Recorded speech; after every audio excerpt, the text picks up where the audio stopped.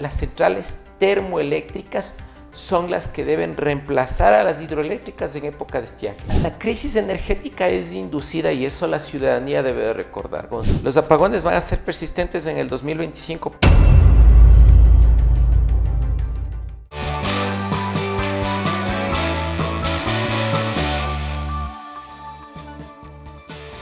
En estas últimas horas se están generando lluvias en la Amazonía, en el Austro y también en la Serranía, lo que hace que el panorama de los cortes de energía eléctrica se vuelvan un tantito más alentadores respecto a la generación de energía eléctrica por parte de las centrales hídricas que tenemos apostadas pues, en estos sectores, lo cual determinaría que tengamos menos horas de cortes y por ende pues, una situación un poquito más viable en torno pues, a esta situación que está aquejándole al país. De este tema y de otros vamos a abordar con el ingeniero Sebastián Rivadeneira. Él es un importante analista, consultor en temas de materia energética y eléctrica, ex gerente también de Hidroagoyán, con quien vamos a conversar sobre este particular. No olviden ustedes que estamos en las plataformas de Global Opinion, en nuestro canal de YouTube, nos ayuda muchísimo. Se suscribe al canal, sus likes y sus comentarios también son importantes para ir contextualizando y profundizando este tipo de temas. En las otras plataformas, en nuestras redes sociales, en las de Global Opinion, en Facebook, en X, antes Twitter, en Spotify, en TikTok, nos va a encontrar con otro tipo de productos como resúmenes informativos que van a ser también de su interés. Además, si quiere mantenerse dentro de la coyuntura informativa permanente que tenemos, síganos en nuestras redes sociales, ahí se va a enterar de lo último del acontecer noticioso en el ámbito nacional e internacional. El programa llega gracias al apoyo de... Modernízate, evita filas y ahorra tiempo con tu cuenta Ciudad. Loco es hacerse loco. Anímate a hablar. Quito renace. Cubiec, más que un buen acero. Quito Turismo, Alcaldía Metropolitana. Más allá de la vida. Thunder Mammoth. Más fuerte, más versátil, más eficiente. Muy bien, gracias Sebastián por estar en esta entrevista. ¿Cómo ve usted?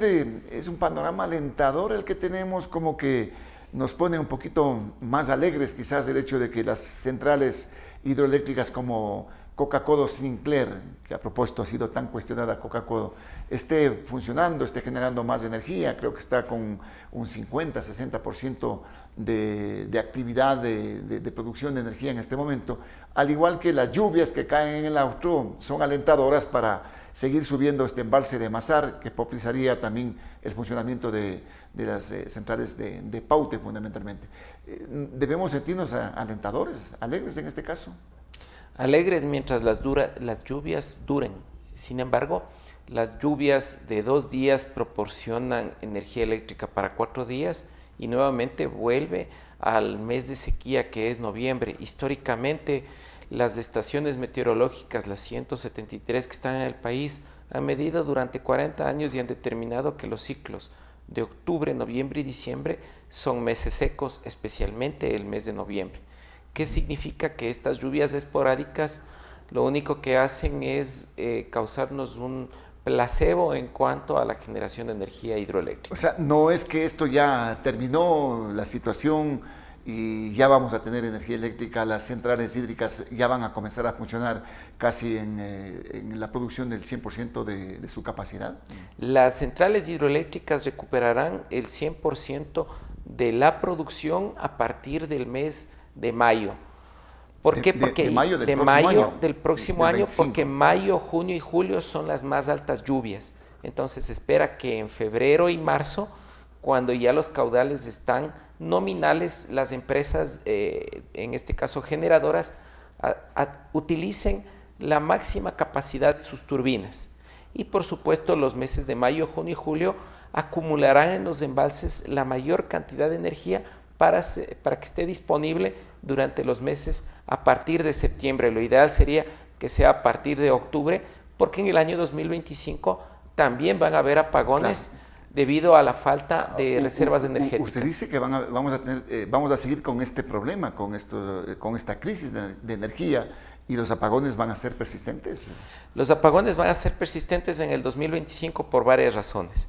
Aunque el gobierno ha anunciado que existe 1.500 megavatios en papel, porque todavía no está instalado, estos 1.500 megavatios son térmicos y muchos de estos motores solamente pueden trabajar 8 horas al día.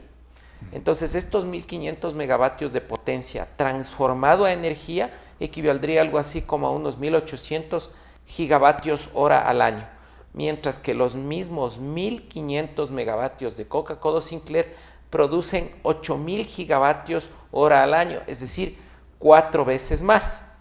Entonces, si la demanda del país crece anualmente, significa que aproximadamente para el año 2024 ya debió haber crecido la demanda en unos 2.000 gigavatios hora adicionales a los 27.000 que ya se consumió en el 2023. Y crece la demanda de manera exponencial. Eso quiere decir que en el 2025 todavía van a faltar mucha más energía, a pesar de que ingresa Toachi Pilatón. Claro, porque crece la demanda, ¿no? Claro, usted dice, a pesar de que ingrese Toachi Pilatón, pero lo que se está haciendo en este momento, buscando energía que nos pueda proporcionar Colombia, hemos tenido una respuesta por este momento no se puede, no se les puede entregar energía. Se está buscando, sin embargo, alternativas con empresas privadas.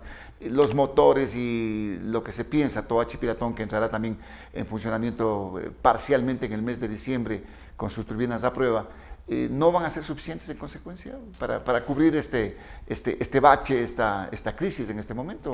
Para el caso de Toachi Pilatón, los meses de lluvia en la cuenca occidental son febrero, marzo y abril.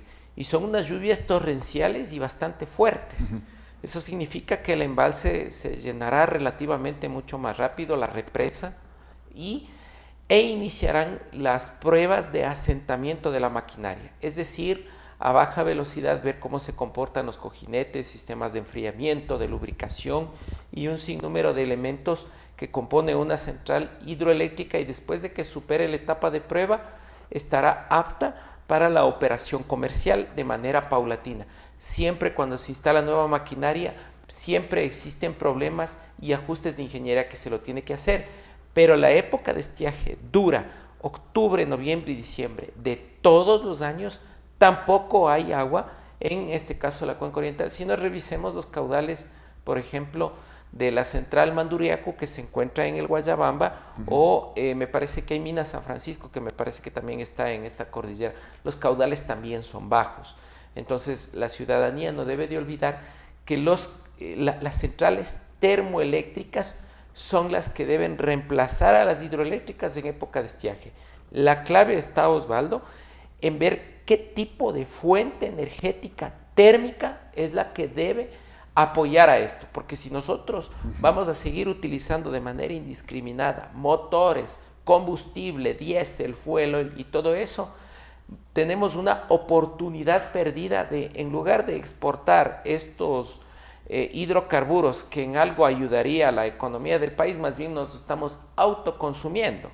Claro, es otro problema el que tenemos con los combustibles, ¿no? Entonces, ¿cuál es el cambio del concepto? Así como alguna vez se pensó en que los focos incandescentes consumen mucha energía y cambiamos a focos fluorescentes, y hoy la ciudadanía está con los LED, también debemos cambiar el combustible con el que estamos generando, en este caso la energía térmica. Y el combustible más barato a nivel mundial y el líder de producción es la energía carbón, que está alrededor del 50% a nivel mundial. Claro, pero también contaminante, ¿no? En este caso. Exactamente. El tema del carbón, y la deforestación y todo ese tipo de cosas. Lo que usted indica es, digamos, el mayor temor que tiene la ciudadanía. Y para eso las tecnologías de los filtros y toda la industria que se ha desarrollado alrededor del carbón permite, a través del sulfato de calcio y otros elementos, obtener elementos derivados para la industria de la construcción, como puede ser el gypsum y otros elementos que sirven para la construcción a través del carbón. Además, este tipo de tecnología la puedo gasificar.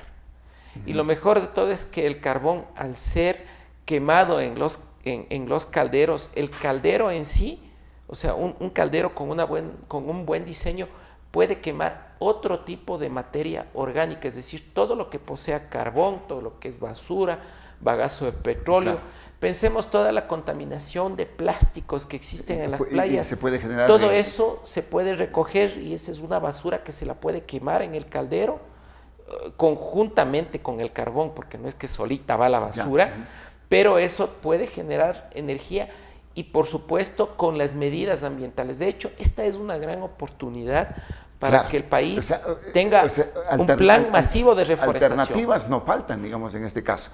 Pero vea que con todo lo que estamos evidenciando, lo que se dice, lo que se trata de hacer también en este caso, situaciones que se puede indicar tenían que haberse hecho antes, cuando ya se sabía que se nos venía una crisis de estiaje prácticamente. Pero el presidente, en una entrevista que tuvo el fin de semana, él señala pues que él considera que a lo mejor que para diciembre nosotros ya estamos superando, que ya esto de los cortes estarían superados. ¿Serán así las cosas? ¿En diciembre superamos la crisis, tal como dice el presidente? Bueno, los ingenieros no podemos utilizar este tipo de adjetivos como a lo mejor o será posible. Los ingenieros tenemos que utilizar la matemática y la probabilidad. Y lo que indica los cálculos y las mediciones hechas durante 40 años es que diciembre todavía es un mes crítico. Y de hecho nuestros hermanos cuencanos, por los cuales atraviesan algunos ríos, ellos saben que los ríos son secos también durante el mes de diciembre. Y si tomamos en consideración que los 241 megavatios que ya están contratados están enfrentando retrasos por problemas logísticos, infraestructura hidrocarburífica, líneas de transporte, obras civiles, interconexión, comunicación, protecciones, personal, etcétera. Entonces es muy difícil. Algunos colegas han mencionado un déficit ya ni siquiera de 1.280 megavatios, sino de 1.500. Ahorita estamos en 1.800 megavatios de déficit en hora pico, pero lo que se tiene que medir es en la cantidad de energía. Y estos motores, claro que les pueden hacer trabajar las 24 horas al día, pero terminarán su vida útil de manera anticipada. ¿Por qué? Porque estos motores también hay que cambiarles el aceite, tienen que hacer mantenimientos periódicos. Recordemos que son elementos mecánicos móviles que constantemente sufren desgaste. Y si a eso le sumamos la cantidad de combustible que vamos a gastar y la importación de diésel, porque nosotros no somos autosuficientes, lamentablemente está en declive la parte económica del sector eléctrico ecuatoriano. Es decir, continuamos deficitariamente y hemos cavado más profundo el hueco. Ya, entonces, ¿no se podrá cumplir con esta aseveración a medias que hace el presidente, que en diciembre se supone que ya no tendremos cortes? No se va a poder hacer, y eso sí lo digo con absoluta certeza, porque los datos de las mediciones históricas de todas las hidroeléctricas lo demuestran. Entonces, una cosa es el deseo, pero otra cosa son los cálculos y las bases de datos con las que se maneja esta información. Muy, digamos, independientemente de que se sumen estos motores, que se sume Toachi Pilatón parcialmente. Toachi Pilatón empezará óptimamente a funcionar a partir de febrero. ¿Por qué? Porque a partir de febrero empiezan las lluvias y recordemos que tiene que llenarse ese embalse, que al menos eso tomaría un mes, y las turbinas estarían a prueba. Entonces, mientras está en esa etapa... Todavía se va a dilatar, digamos, el tema. Es que es complicado. No es que, como se afirma ya en diciembre, parcialmente a modo de prueba entrará una turbina, no sé, Toachi Pilatón. Y Osvaldo, la crisis no solamente es que termina con los racionamientos, la crisis continúa. ¿Por qué continúa la crisis a pesar de que no existiera racionamientos a partir de más o menos febrero? Porque no se han solucionado los problemas estructurales, no se ha definido en la ley que se aprobó anteriormente las situaciones claves que sí necesita el sector privado, como es una tasa interna de retorno favorable, como son factores de planta, como el ingreso de, en este caso, centrales térmicas que le brinden firmeza al sistema, porque estas energías renovables no convencionales solamente son un aporte mínimo. En este momento es un aporte de más o menos el 1.3% de la energía que consume el país. Colombia, Perú, que han invertido fuertemente en estas energías y han gastado cualquier cantidad de dinero, máximo les rinde el 4% del consumo de energía. Entonces, en este momento ya la ciudadanía conoce que las centrales térmicas son el reemplazo de las hidroeléctricas en época de sequía. Es que así se entendía. Ahora, ¿por qué, cómo se entiende que el presidente diga, se supone que en diciembre ya esto se supera, ya no tendremos cortes? Es un deseo, pero de los deseos no se puede hacer técnica. De hecho, Colombia, ¿por qué nos limita la venta de energía? Porque ellos en este momento que se está desarrollando esta entrevista tienen el 50% de las reservas hídricas. Nosotros, en cambio, ya no tenemos. Se las consumió por orden del presidente, por orden de las autoridades, cuando debía haber iniciado los estiajes en el mes de agosto, los racionamientos en el mes de agosto, con pocas horas para tener la reserva suficiente y mantener al menos un ritmo normal y estable de racionamientos. En cambio, Colombia no ha entrado en eso y tiene la suficiente reserva térmica. Entonces, la CRE, que es la Comisión de Regulación de Energía y Gas de Colombia, ellos no interponen los deseos políticos ante las decisiones técnicas y por eso están cuidando sus reservas. Colombia consume en el día aproximadamente unos 240 gigavatios hora, cuando en este momento de las 14 horas de racionamientos, nosotros estamos con 55. Entonces, ya tenemos una relación de lo grande que es Colombia. Entonces, no es porque Colombia no nos quiere vender energía, sino que Colombia... Responde a una razón técnica. Ahora, si a eso le sumamos que no se pide de una manera comedida por parte de la primera autoridad de este país, sino que prácticamente se le exige a Colombia o se le endilga o se trata de endosarle una responsabilidad de lo que tiene actualmente el Ecuador. Entonces, nada va a poder mover, ni siquiera lo político, peor lo técnico. Es una razón técnica porque la ministra Manzano, la ministra encargada de energía, dice, Colombia no nos quiere vender energía, dice. No es que no quiere, es que no puede vender. Otra situación. No pueden vender energía. Una cosa es que quieran, de querer, todos podemos tener deseos, pero técnicamente no se puede porque les podemos arrastrar a los colombianos a un problema de racionamientos que nosotros ya lo tenemos y ellos se están cuidando de eso. Están guardando los embalses, el agua de los embalses. Que debimos nosotros haber hecho lo mismo, para tener por lo menos unos racionamientos de unas 4 o 5 horas, pero siempre y cuando eso hubiese empezado desde agosto, si no el impacto no hubiese sido tan fuerte. Y por lo menos vamos a tener el mes de noviembre. No hubo planificación definitivamente, las cosas se tomaron muy a la ligera, digamos. La crisis energética es inducida y eso la ciudadanía debe recordar. Gonzalo Quillas, que fue viceministro de Electricidad en el 2018 con Lenín Moreno, dejaron de ejecutar los proyectos que estaban en el plan maestro. El actual viceministro de Electricidad, Fabián Calero, que fue gerente de SELEC durante unos meses y que estuvo durante mucho tiempo en la dirección de los proyectos de expansión en la administración de Uquillas en los gobiernos anteriores, no ejecutaron los proyectos. ¿Y cómo pueden decir si es que la SELEC no ejecutó también todas las partidas presupuestarias? Ni siquiera llegaban al 50% en algunas unidades de negocio. Entonces ellos son los responsables pero de también esto. Le quitaron plata al área eléctrica, pues no. El Ministerio de Finanzas, de manera irresponsable o técnicamente, como ellos lo hablan, responsable, si es que una empresa pública no utiliza partidas presupuestarias, especialmente en inversión, ese dinero lo reutilizan para pagar otro tipo de deuda, especialmente deuda externa. Pero si ese dinero por lo menos lo hubiesen retirado para pagar a las dializadoras, la deuda del IES u otras deudas internas que son más importantes, por lo menos eso hubiese sido algo bueno. Claro, lo hicieron para deuda externa, lamentablemente, desoyendo lo que decían los técnicos y desestimando hacer lo que tenían que hacer en el ámbito eléctrico. Esos son los culpables, ¿no? Ahí están los culpables de la crisis en la que estamos abocados en este momento. Y algunos funcionarios de esos gobiernos están todavía ahí enquistados en este gobierno. Es decir, Colombia entonces, pero se habla de que podría Colombia darnos a través de la empresa privada. ¿Eso es factible? Para eso tiene que existir la regulación que la CREG la debe emitir. Entonces, por palabras de la ministra Inés Manzano, se le ha dado haciendo los deberes a Colombia. Ahí sí yo creo que depende ahí sí de la parte política.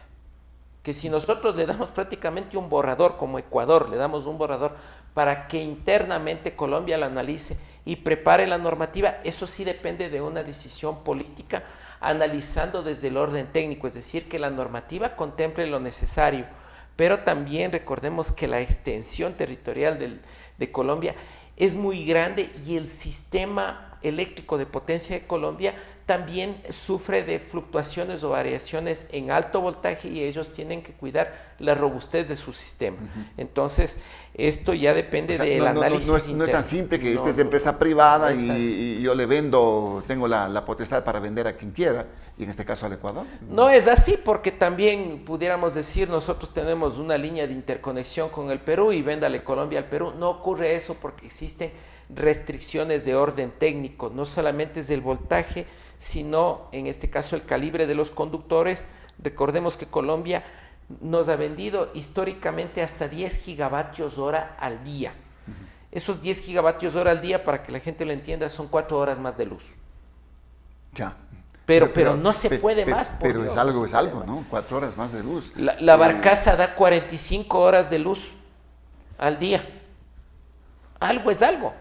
Cuando está produciendo, por supuesto, al 100%. Al 100%, 104 megas, ¿no? Sí. La barcaza. Exactamente. O sea, el equivalente en cuanto a energía, porque si nosotros comparamos cuánto es lo que produce Coca-Cola Sinclair, lo que produce, lo que todavía no han producido estas centrales de papel, que todavía no está nada instalado, versus una central térmica de gas, de vapor, perdón, no de gas, una central térmica a vapor de las características de Termo Esmeraldas, pero en grande, hablando de unos 1000 megavatios, me produce lo mismo que Coca-Cola Sinclair. ¿Por qué? Porque tiene... 1500. De 1500, ¿por qué? Porque tiene un factor de planta mucho más alto, ¿no? Pero si yo le comparo con una hipótesis, si tuviéramos una central eólica de 1500 megavatios, me produciría apenas una cuarta parte. Y si yo tuviera una central fotovoltaica, me produciría una décima parte. Por eso, estas energías renovables no convencionales es el postre. El almuerzo es sopa, arroz, jugo y postre. La sopa es la hidroeléctrica, el arroz es la térmica, que nunca debe faltar, y el postre son estas renovables no convencionales, que es en lo que se enfocaron. Entonces existe un error conceptual por parte del gobierno y los políticos de creer que por ser verdes vamos a estar mejor, cuando siendo verdes ecológicos no tenemos energía. Pero en este aspecto, por ejemplo, ya se está hablando de un cambio de la matriz energética, se está hablando, el propio presidente lo dijo en esta entrevista, de energía nuclear, de energía que muchos piensan, dicen, bueno, nuclear, pensar acá en el Ecuador, estamos desfasados. ¿Se podría pensar en esto, que ya habíamos hablado un tema de este con ustedes, Sebastián? De hecho, sí, quienes estamos generando opinión pública con nuestros criterios técnicos, ya se dio precisamente a través de este mismo programa en meses atrás la necesidad de ya pensar en estos cambios de una energía permanente, de una energía firme. Y bueno, aunque la expresión del presidente en 4 palabras al decir que está conversando con el gobierno de Francia, se puede conversar con todos los gobiernos, no solamente Francia tiene energía nuclear, pero son los pioneros son los pioneros y son los que más energía disponen en el viejo continente respecto a esta fuente. Sin embargo, el tema de la energía nuclear requiere de un profundo análisis y conocimiento, educación hacia la ciudadanía de qué es, de qué se trata, para qué sirve y cómo nos va a beneficiar. Sí, porque lo que se ha escuchado, se ha hablado, por eso es lo que hay, digamos, quizás alarma en ese sentido, ¿no? El tema de lo que pasó en Rusia con Chernobyl, lo que pasa en Fukushima y todas esas cuestiones. Esa idea es la que existe en su momento. Para aclarar el tema de Rusia, en el año 86 en la ex Unión Soviética fue por 2 razones. La primera, una falla de diseño en los tubos de boro que ingresan para el enfriamiento del reactor, lo cual más bien agravó el problema, y segundo, una falla humana porque el personal que estuvo ahí no tuvo la suficiente experiencia e hicieron pruebas de cambios súbitos en este caso de potencia suministrada, junto con el sistema de enfriamiento que lamentablemente, o sea, no tuvieron los protocolos necesarios. De hecho, hay una serie en HBO en la cual, o sea, en 5 capítulos uno ve claramente y toma conciencia de que esa catástrofe humana dio una gran lección para el rediseño de todos los reactores en la ex Unión Soviética y el cambio hacia reactores. Hoy estamos ya en el desarrollo de la 4ª generación de esta tecnología en los Estados Unidos. Ha existido cuestionamientos como, por ejemplo, cómo se maneja el tema de los desechos radioactivos. Bueno, estos desechos radioactivos, primero que todo, tienen que ser enfriados en piscinas especiales contenidas. Esto más o menos tiene un proceso de enfriamiento de unos 2 a 3 años y posteriormente trasladados a centros de contención especializados en este tema. Sin embargo, como a medida de que vamos transcurriendo en el tiempo, siguen avanzando las tecnologías, estos desechos radioactivos hoy se están formando en sales cristalinas, es decir, se están solidificando porque estos desechos todavía contienen una gran cantidad de energía que es aprovechada y están en desarrollo, y en Estados Unidos hoy están en etapa de prueba una central nuclear que está utilizando precisamente estos desechos para seguir continuando con la energía. Entonces estamos hablando de una economía circular. Es decir, digamos en este caso que no es descabellado pensar en este tipo de energías acá en el país. Para nada. De hecho, tomemos en cuenta, Argentina ya está desarrollando con tecnología de los propios argentinos su propio reactor nuclear. Eso no quiere decir que en Ecuador lo vayamos a hacer, no. Primero debemos aprobar el pregrado, es decir, la ingeniería, para luego lanzarnos al posgrado, a una maestría. ¿Y qué significa el pregrado? Las centrales a vapor. Cuando nosotros tengamos centrales térmicas con turbinas de 500 megavatios al menos, es decir, estas grandes turbinas a gran velocidad, y podamos manejar el tema del vapor, ahí sí vamos a estar en la capacidad para meternos en geotermia, para meternos en el carbón y otro tipo de cosas. Entonces, como nos estamos anticipando al tema de la geotermia, entonces, porque esta era la idea del anterior ministro de Energía, decía, a esto le vamos a apostar, a la geotermia. Pero existen unos errores conceptuales de parte de un economista que no maneja el tema de energía. Y sin que se ofenda, pero él afirmaba que como tenemos 22 volcanes, 22 por 10, 2.200 megavatios instalados. No es así, por Dios. En el caso de la geotermia tiene que haber perforaciones de aproximadamente 3 kilómetros y no es una, son varias perforaciones para detectar la reserva acuífera subterránea que está indirectamente en contacto con el magma o la fuente térmica del volcán. Es decir, no todos los volcanes tienen reservas acuíferas subterráneas. Y luego hay que ver qué cantidad de agua hay, medir la presión, medir la temperatura, medir el flujo másico, para poder determinar, y por lo menos se necesitan 3 años de estudio por cada yacimiento. De pronto estamos hablando de memoria, ¿no? Entrar a la geotermia, y bueno, ya salió el ministro. Qué bueno que se implemente un proyecto de 50 megavatios que estará de aquí a 4 a 5 años. Los japoneses son indiscutiblemente los mejores. ¿No? Pero que hagan, y una vez que se aprende de esa experiencia, bueno, pues continuemos. No se dice que no se haga porque el factor de planta es alto, pero son apenas 50 megavatios para los 1.000 y pico, casi 1.500 que tenemos de déficit. Entonces, en este momento tenemos que entrar con soluciones rápidas que nosotros ya conocemos, que en este caso es la térmica, ¿no? En este momento, dado el hecho de que ya se evidencian que los problemas van a continuar, no nos tenemos que ilusionar con lo que dijo el presidente, que en diciembre se supone que ya no habrán cortes, en este caso seguirá porque el estiaje está ahí y lo que se está haciendo realmente van a demorar un tanto. ¿Qué es lo que se tiene que hacer para el futuro, para evitar esta situación? Porque nos han dicho que serán para varios años este problema, Sebastián. Sí, si es que no se hace los proyectos hidroeléctricos, térmicos, lamentablemente esto, o sea, va a continuar de manera imparable. De hecho, ya Venezuela hace 12 años comenzó lo que nosotros estamos camino a Venezuela, con la misma caída de producción petrolera, la misma cantidad de energía, mientras que otros países con peores sequías igual tienen energía, por esto que se prevé. Entonces, hay que hacer lo que hacen correctamente los otros países, no lo incorrecto. Chile ya tiene su propio generador, su propio reactor nuclear de prueba.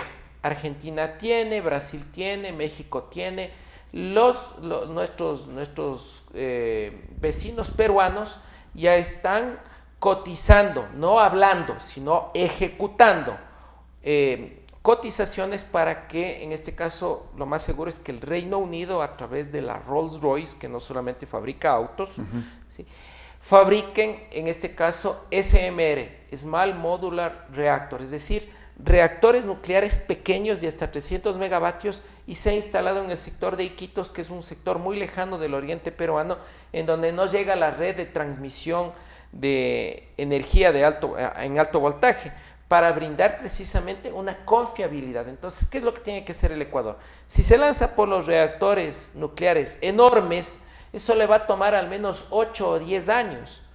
Y además tiene que también enviar a los técnicos, a los jóvenes profesionales que hoy no tienen trabajo, a hacer pasantías, especializarse afuera. De lo que se conoce, por ejemplo, Bukele está haciendo eso, ¿no? Bukele, hace 15 días que ya hubo una conferencia para Latinoamérica respecto al impacto de la energía nuclear en Sudamérica, es uno de los principales interesados. Entonces, él, en lugar de comprar petróleo, que es mucho más caro, él está interesado en una fuente energética, en este caso la nuclear, 0 emisiones de CO2, mucho más limpia y segura. Es decir, estos temas de Chernobyl o de Fukushima son situaciones extremadamente aisladas y nada tiene que ver a los más de 400 reactores nucleares. Es como para irlo pensando en ese aspecto. Lo cierto en este momento es que diciembre no es que ya superamos la crisis, vamos a continuar. Ni diciembre, ni tampoco el otro año, hasta que no se inicie los proyectos que constantemente estamos reclamando. O hasta que llueva copiosamente. Llueve copiosamente, pero también va a haber otra sequía en diciembre. No tan fuerte como la del 2024, pero va a existir. Eso es algo inminente. El estiaje.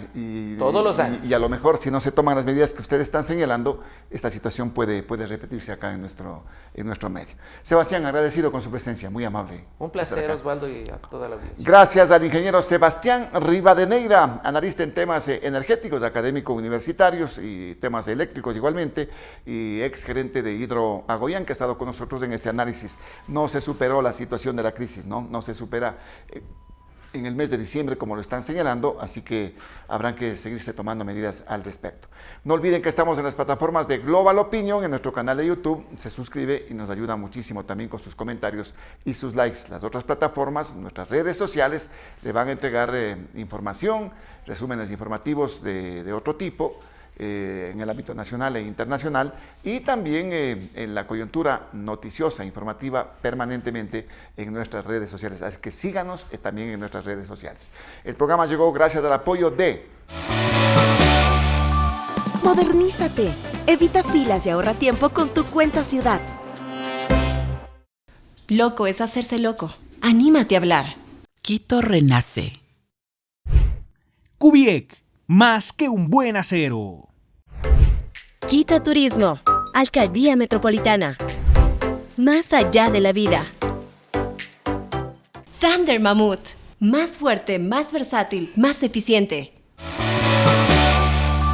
Gracias por acompañarnos. Recuerde que estamos con ustedes de lunes a viernes a partir de las 19 horas por nuestro canal de YouTube.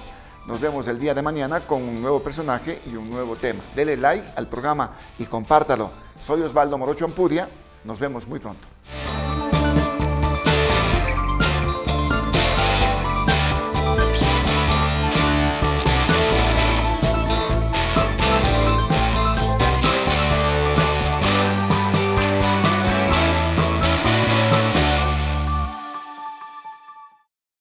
Ella es Paula. Él es Felipe. Han sido amigos desde el kinder. Y hoy es su primera cita. ¿O era? Porque Felipe se olvidó que puede evitar filas y ahorrar tiempo con otros medios de pago. La cédula de identidad, la app del metro. Todo si hubiera abierto la cuenta Ciudad. Y el tiempo no regresa. Modernízate. Evita filas y ahorra tiempo con tu cuenta Ciudad.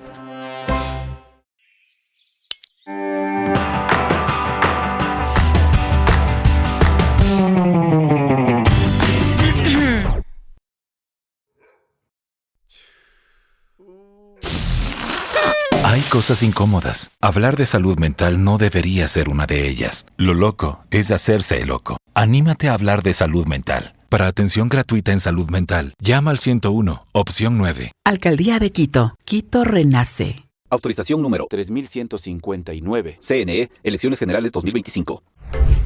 Quito Turismo. Alcaldía Metropolitana. Más allá de la vida. Cuvier, más que un buen acero. Existimos para acelerar el cambio hacia una construcción sustentable. Somos la primera industria del sector del acero, metalmecánica y productos para la construcción en ser empresa carbono neutro. Te presentamos nuestros productos: edificaciones metálicas, cubiertas de acero, cubiertas fotovoltaicas, tubería de acero, tubería eléctrica, construcción en seco, paneles prefabricados de hormigón alivianado y encofrados metálicos. Cuvier, más que un buen acero. Él es Baltasar Ushka, el último hielero. Esta es la Thunder Mammoth M2, el primer motocarro de carga. ¿En qué se parecen estos dos personajes del Andes ecuatoriano? Que nacieron para ser los fuertes del trabajo pesado. Una potente herramienta de trabajo con amplio espacio de carga. Thunder Mammoth M2. Fabricados para durar, diseñados para ahorrar.